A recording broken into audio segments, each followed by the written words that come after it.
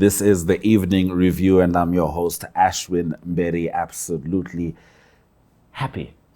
Sometimes you have to use a simple word. You know what I mean? A lot of times you have to say honored, happy, just happy to be amongst artists, but specifically Dr. Philippe Talavera, OYO Director and Artistic Lead, and Mr. Ethan Philander, who is a dancer. Fantastic. Unfortunately, we haven't created the space for much dancing today, but today we'll just have to settle for talking about dance. So as we know, gentlemen, the United Nations is turning 80. And aside from their incredible work with regards to development, to safety, to food programs, they've also been supportive of the arts, without a doubt. And I feel like the creative arts have moved in tandem with the United Nations growth, particularly when we look at their events. You know, some of the most spectacular performances you see around the world are from United Nations sanctioned events. Now, the particular event that is upcoming is 80 Voices for 80 Years, which blends art, music, and storytelling. Dr. Talavera, I have to ask, how did this come about? Well, good evening, and I'm also very happy to be here with you. When we had conversations earlier, we thought, okay, 80 years is a milestone. I mean, not every institution turns 80 years, and to have gone such a long way since the post-Second World War until nowadays is quite an achievement. And it's worth celebrating. It's worth sometimes, just taking a little bit of a break and pat yourself on the shoulder, reflect, and that's part of it. But there was a wish that we should include as many voices as possible, because the United Nations is diverse. It's a global organization, but Namibia is also diverse. Yes. And there's not one voice that can represent Namibia. You can't just have Windhoek being present for the celebration. It does not sound quite fair. So we started to think about how can we involve more people, being conscious of the budget as well. I mean, we can't bring people from all over the place to Windhoek for an event, but we try to think about how can we involve different people and listen to what they have to say. Actually, that was what was interesting, was to listen to what people have to say, listen to what they think has been achieved, what they think could negatively happen if we don't work in the right direction, but also what are their hopes if we actually do make progress. What type of society do they want to see in the future for themselves and for their children? And it started with that idea to have some people that would be interviewed from various parts of Namibia, from various cultural backgrounds, from people with various abilities, and then to also have artists from Windhoek to have a bit of a live performance. I mean, we do need a bit of a live performance as well, not just things on screen. And for the live performance, we had the same idea to try to get as many possible medium as we could. So we have dance with Ethan and the OYO dance troupe. We have songs with amazing singers. We have spoken word. We have poetry. We have deaf theater, which is something that many people don't know, that actually we can have deaf theater. And we have like a melting pot of all those voices. And all those voices deliver different messages. Again, following the idea of what has been achieved, what are our fears and what might be our hopes. And it's both entertaining, but a little bit thought-provoking at the same time. That people who will attend can also reflect a little bit on what those voices had to say. It reminds me of Nina Simone's quote where she says, an artist's duty is to reflect the times. And when you're working with the youth, that's when the youth really express themselves. Creatively, you'll find that the youth will say much more than they would in any other space. And I can only imagine how much inspiration that would have, added to this concept as you are fleshing it out. Now, let's talk to one of the artists, Mr. Ethan. You're a dancer. How important do you think the arts are? Good evening, and thank you for having us. I would say that art is very important, for example, for the audience. It not only opens their mind to a new reality, but they actually get to learn from it and have fun, enjoy, and hopefully also be so amused that it would attract them to want to join the art sector. For artists themselves, I would say it's just not a hobby, but it's a very good way of expressing their emotions. Take me for example. I'm a dancer, and a very good way for me to express my emotions is to dance. And when I dance, I feel like I'm not only heard but understood. And I would say the best time for me to create my dance movements is either in my unhappy or angry moments rather than in my happy moments, because it's so joyful. And and I guess we could say art is a language, Yeah. and it makes it easier for you to speak the truth of your soul, for lack of better terms. Wonderful, Ethan. Now, coming back to you, Philippe, you mentioned an amalgamation of art forms: poetry, sign language, dance, music. How are these art forms going to be connected? What connects them with regards to 80 voices in 80 years? Oh, having the fact they are connected by the fact that they are not connected, actually, because they are first and foremost different medium, and I think it's a bit of an acknowledgement that we don't all respond to the same thing. So some people will respond very, very strongly to a dance piece, but they might not respond the same way to a poem. Other people prefer words. So we are all very different. We are all human beings. We are all unique, and we all react to different things differently. So the idea was to bring different mediums that everybody would find something that is for them, but also for the artist. Someone who is a good dancer might not be a good speaker, and someone who is a brilliant poet might not be a good singer. So it's to open the door to various artists to have a chance to express themselves. So if we had said we want only dancers, then a lot of people would have been excluded. And that was not the point. The point was to be trying to be as inclusive as possible. As inclusive as the United Nations. As inclusive as the United Nations, with only 80 voices. I mean, we can't be inclusive of everybody, but it was to try to be as inclusive as we could for that event. And bringing those different medium also shows the scope of the talent in Namibia. I mean, we have amazing singers, amazing dancers, amazing actors. And of course, in that case, it is a live performance. We haven't included the visual sector, but we also have amazing visual artists. And it's just to show how brilliant people are, how creative they are. We talk a lot about youth and employment, but we haven't developed the creative sector enough. It is a sector that really could include a lot of youth, because a lot of young people are creative. Whether it is creative with their hand, whether it is creative with their words, and everybody can create. And that's why it was also important for me to include the deaf theater, because it's not because you're deaf that you can't be an actor. It's just a different language. But it's like someone will be an actor speaking French. It's a different language. You might not understand it, but it doesn't mean it is not relevant. Absolutely. So it's to as a variety of medium, and to give a chance to people to enjoy those different medium. Every intervention is just 5 minutes long, but that gives you a little snippet to what could be. What's good? I'm glad you mentioned that, because Ethan, that's what I'm about to ask you about. What can viewers expect from 80 Voices for 80 years? Like, what are the different sections of the show? I can definitely say they can expect a mind-blowing performance. Right. Very colorful, a lot of singing and dancing, and I can say some different sections. I'm not going to name everything because I don't want to spoil it. Of course.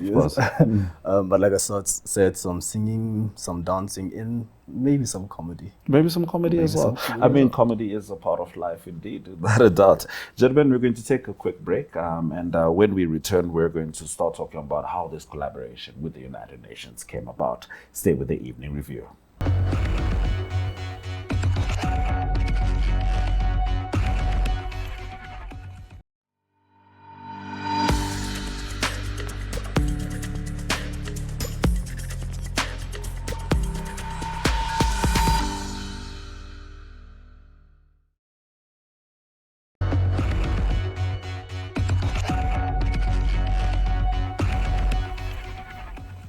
I am here with Dr. Philippe Talavera, who is the OYO Director and Artistic Lead, as well as Mr. Ethan Philander, who is an artist and dancer, or dancer artist, a dancer who's an artist. You can put it together. Philippe, we're talking about 80 voices for 80 years. An incredible production from what you gentlemen have told me, I trust you, that is coming up in celebration of the United Nations turning 80. How did this collaboration come about, Philippe? Well, I think it came a long way. And maybe from an organization point of view as OYO, we use arts to create social awareness. We don't often do celebratory project like the 80 Voices for 80 years. We work on social issues such as gender-based violence, teenage pregnancy, using art. So along the way, we have collaborated with various projects, with various United Nations agencies. Right. Prior to COVID, we used to work a lot with UNICEF and UNAIDS. After COVID, we worked much more with UNFPA, and recently we had projects with UNDP. So we've been privileged, I guess, to work with different agencies on different topics. Sometimes an idea coming from OYO that an agency supported, sometimes to support an agency with some of their targets and some of their work. And we've been privileged to collaborate on various projects, and I guess also get an insight about what the different agencies are doing, how they are doing it, and how we can collaborate and bring something a little bit different, because we have a perspective that is artistic. So it's a bit of a different perspective than many other NGOs or many other government institutions. But would you feel there's a natural alignment? Yes. Given your work in there. Exactly, because I think what is interesting with the medium we use is that it appeals to your emotion. The arts really appeals to your heart, not to your mind, not to your intellect, and it's a very different type of medium. If you attend a lecture, if you attend a conference, it's for your intellect. It's your mind working. But if you attend a performance, or if you read a book, or look at a photo exhibition, it appeals to your emotion. You feel something. And I'm a strong believer that if you feel something, then you will react more strongly, you will learn, and you will ultimately be able to change. And I think that's something that is also quite close to the ethos of the United Nations. A lot of the work they do is because they want to create a change, a positive change.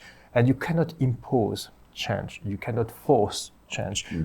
It has to come from within. So the art helps creating this within need to understand that you need to change. And I think this collaboration came very naturally. And when there was this opportunity to celebrate some of the work done, so that's wonderful. Yes, of course, we would love to be involved. We would love to be part of it, because it's nice to, as I said earlier, to just pat yourself a little bit on the shoulder and say, we've been doing a lot. We've come a long way, we've been doing a lot. And as much as there is still a lot to do, let's also take a little time to celebrate and to do something that is positive. Absolutely. And when you're talking about art and its emotive qualities, I swing back and I'm going to paraphrase Maya Angelou. People may forget what you say to them, but they'll never forget how you made them feel. And I believe that is an important aspect of art, especially when it is coupled with these important events where we do need the facts. We do need to know what's going on in a very practical sense. But the only thing that's going to really stir us to change is to be emotionally involved, and that's where art comes in. So what do you want the audience to take away from this performance, Ethan? I hope they'll understand the message that is being portrayed, and that they will have a good time. And especially for the non-Namibians, I hope they get a glance of real Namibian art. Very important, very essential. A lot of people like to consume nations and their cultures through what's easily accessible. Social media, TikToks and vlogs and podcasts. Very rarely do they come in touch with the intentional creative art that reflects not just the issues, the celebration, but the identity of a place. Now, Philippe, I'm afraid you had sort of touched on it already, but let's just dig into it. What role does art play in driving conversations about peace, inclusion, and sustainable development, which, as we know, are part of the cornerstones of the United Nations? I think it's vital. And when I look at the world today, there are many challenges. There are many conflicts. There's many things that don't work, and there's more and more of a division. Actually, we get more and more worried about the others.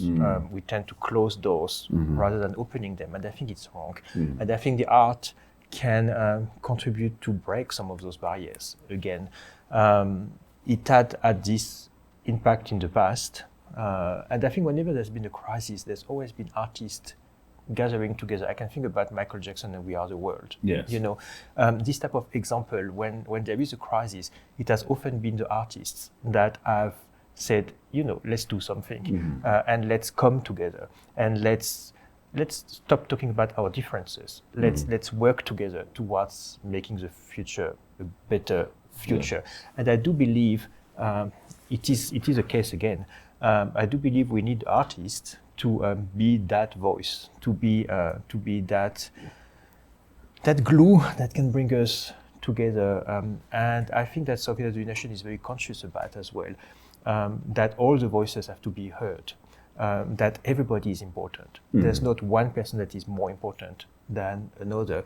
And we need to create those spaces where everybody can be heard, regardless of your background, regardless of your educational level, regardless of anything. And I do strongly believe that the arts can play that role. And if we learn to look past our differences, we can realize there's more similarities than difference. And hopefully we can avoid so many conflicts. I mean, Absolutely. I'm convinced that a lot of conflict are just born out of fear. And if we can find a way of breaking through that fear and realize, actually, we are all human beings. Yes. Philippe, I have to say that I have always been one of those people who also looks to the artists for solutions in general. I'm not talking political solutions, I'm talking societal solutions, because I believe that artists interact intimately with the spaces society takes for granted. The things we are not willing to talk about, an artist puts it on a page and makes it a poem. The things we are not ready to process, an artist puts on their clothing and they dance across the stage and they express it. And therefore, they create a gateway for the world to be able to see itself. And you've mentioned how divided the world is. I want to be more positive, but what we can say is some of the divisive voices are much louder than the uniting voices. And one way to really amplify the sound being made by the people who want peace, the people who want inclusivity, the people who want development, is to get artists to scream out loud about them. This is why I really appreciate what you're doing, Philippe. And I can imagine there must be some kind of difficulty in not being strictly entertainment. Because it's easier to get money, funding, and all sorts of things if you're just entertainment. Has that been a challenge for you? The fact that every single time you're putting work on stage, it carries a message. I think it has been a challenge, but I think as well, it has sometimes been a solution as well, because people sometimes think that art is not serious. So if you bring a serious component to it, suddenly they realize that art can be serious. So it has been both ways. I think sometimes the challenge of talking about heavy issues, like for example when we do work about suicide, I'm thinking about the piece Neville, in which poor Ethan is being raped and commits suicide. When you play this sort of piece again and again and again, it's kind of an emotional tool on you as a performer, as an artist. So sometimes to also have something that is just joyful is also important, just for us, for our own mental health. To just also look at the positive side of things, because if you always dwell in the negative side of things, it can become very heavy, and we don't want that either. Absolutely. We don't want to dwell in the negative voices that are loud enough. Yes. We also want to bring the positive voices that sometimes are quieter. I mean, joy is a part of the heritage of this land that we are privileged to live on. If there's one thing that has defined Africans more than anything else, is our ability to attach to and express joy, even at times when we are not expected to be joyful. You'll see some of the most potent art came in very difficult circumstances, but people were dancing and singing along, and ultimately that love and that joy was what was carrying them through. Now, we are also talking about something that we should really get into, because ultimately we were talking about the creative sector. Where we've gone now with the conversation, we understand where we are with the 80 voices in 80 years and the importance of celebrating that. But now I'm looking at the space that you are operating in with regards to the creative sector. What are your hopes for this creative sector in the future? We do have a relatively new administration in Namibia. I feel like the creative arts are generally better perceived by quote-unquote developed countries, quote-unquote, I mean that very strictly. But what are your hopes for this creative sector in Namibia? My hope is that this is not just word on papers, or not just empty promises, because there's a lot of discourse currently going on that is very good, because it is finally perceiving it as a serious sector. Like you got the mining sector, you got the agricultural sector, but you also got the creative sector. It's something that can bring money, that can develop people, that can create jobs. So my hope is that it is not just words, that is not just trying to be politically correct and talking about that sector, but that it is bringing concrete opportunities. Exactly. Yes. Because I think it's a sector that has got a huge potential, particularly in countries like Namibia, where you have a huge youth unemployment and so much talent, actually. But also, in order to be developed, people need to understand that it's a serious sector. If you want to be a real artist, like a dancer, you have to work 5 days a week at least, and physically, and it's hard. It's hard work. It's the same if you want to be an actor. It's hard work. It takes as much dedication as to be a good doctor, or it takes as much dedication as to be a good lawyer. It's not something that comes just naturally. Yes, you can have talent, and that's a plus, but talent with no training and talent with no hard work leads nowhere. So I think it's a society has to take the creative sector seriously, but then the artists themselves also have to take the creative sector seriously. That not everybody can call themselves an artist if you don't put in the work, and if you don't put in the commitment.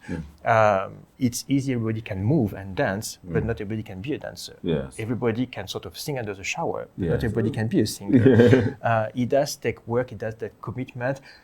We need proper training programs, because you also need to be able to develop your talent. And doing it on your own is not easy. I mean, you need to have structures that can help you to develop.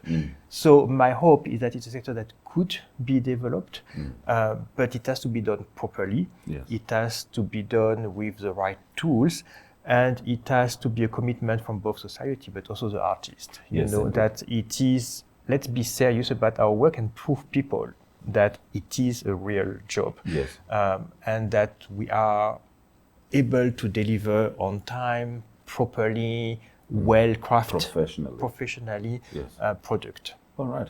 Unfortunately, the United Nations has already seen that with regards to you, which is why we'll be happy to celebrate 80 voices for 80 years with OYO, with several artists, including Ethan himself. Dr. Philippe Talavera, thank you very much. I threw you off there a little bit. Ethan, thank you so much for joining us on the Evening Review, and I truly expect only the best from you gentlemen and the different groups that you represent, and we'll certainly be celebrating UN at 80 together. This has been the Evening Review.